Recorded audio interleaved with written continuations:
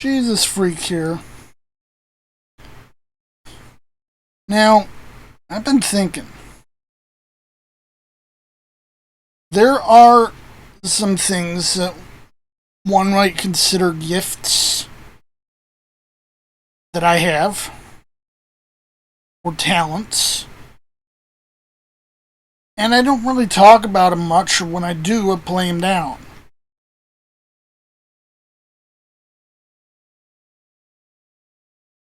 Because I don't think they're that important.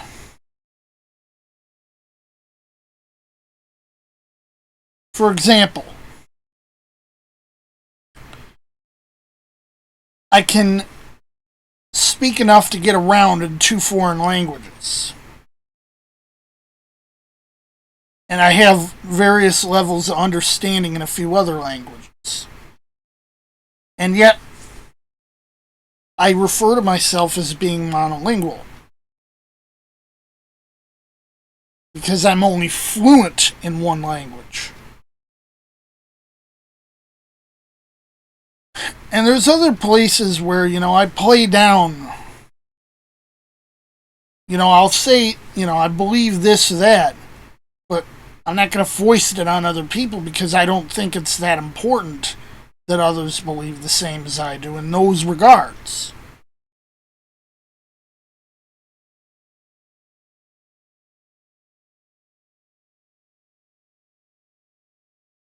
And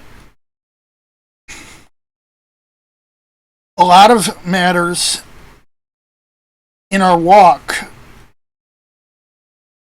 are basically a matter of what is our conviction on the matter.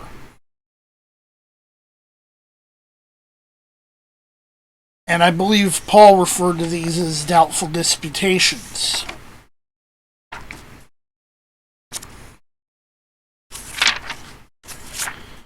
We don't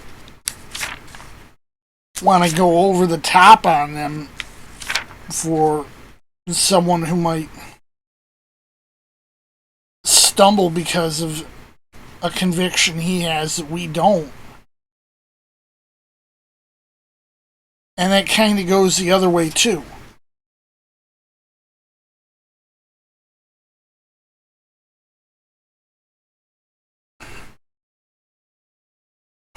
This, of course, being, a matter of Romans 14.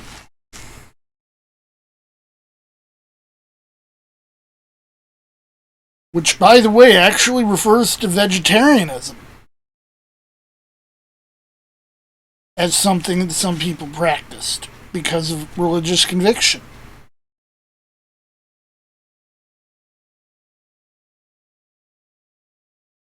And,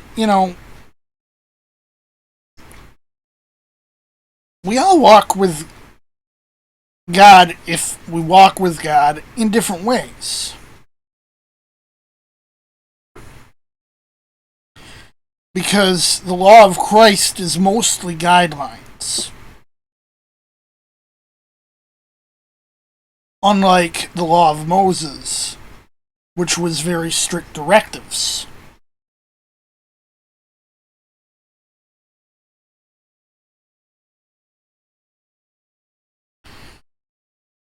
I say what I personally believe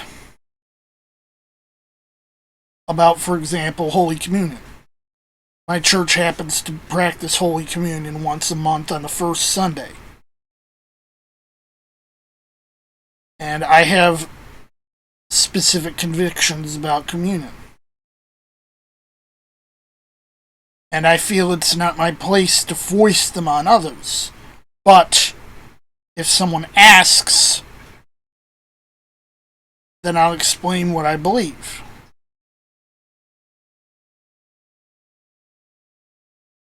There are a few other situations that what I believe doesn't really matter in the whole scheme of things.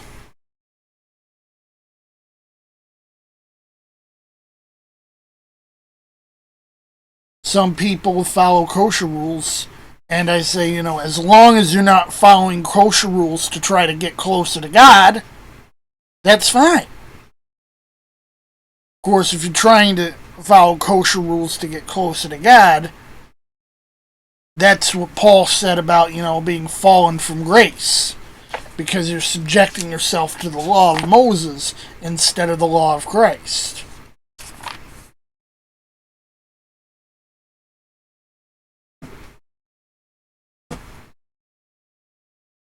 Although the fact of the matter is, yes, it is healthier for a human body.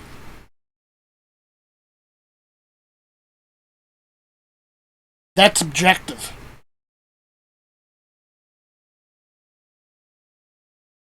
Do I follow any particular dietary rules? No, I don't. And Paul even said, that's okay.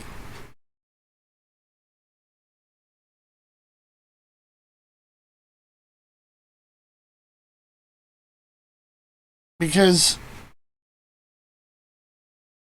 whether something is acceptable or not,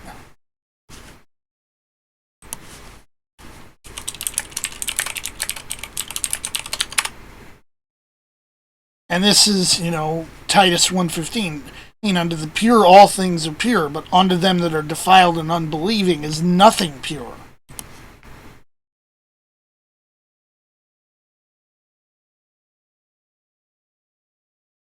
So what makes it clean or unclean is, are we believers? Are we Christians? Not what is it?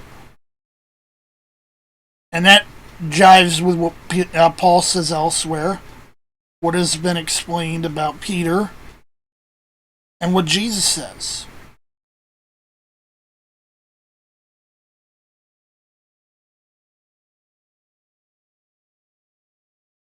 It's a matter of, in days past, God had to explain things in simpler ways for people who were simpler of mind.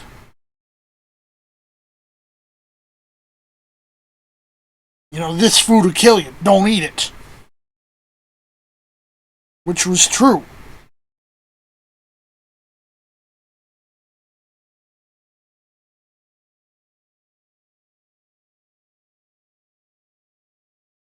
Of course, nowadays, we're not going to get so sick off, say, eating pork chops because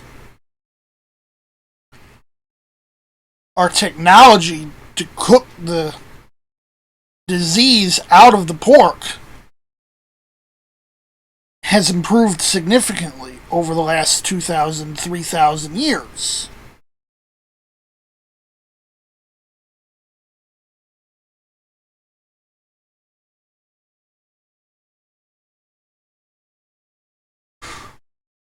If you don't want to eat pork, that's your prerogative.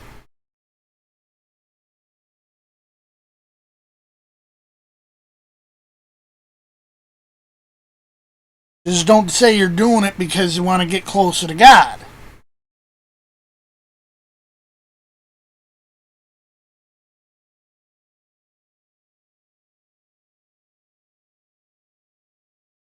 See, I have to speak on matters of opinion.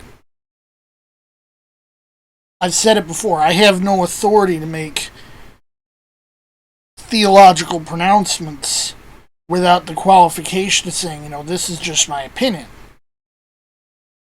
Unless I'm directly quoting verbatim out of the scripture. I don't have the authority to make those pronouncements.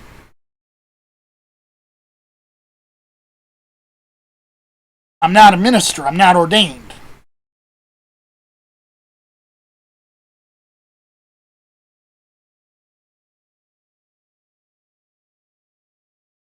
But I feel that my opinion, as much as it doesn't really hold any weight,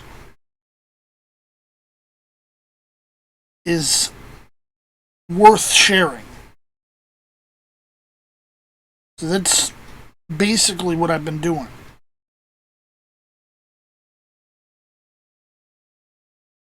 Anyway, Jesus freak out.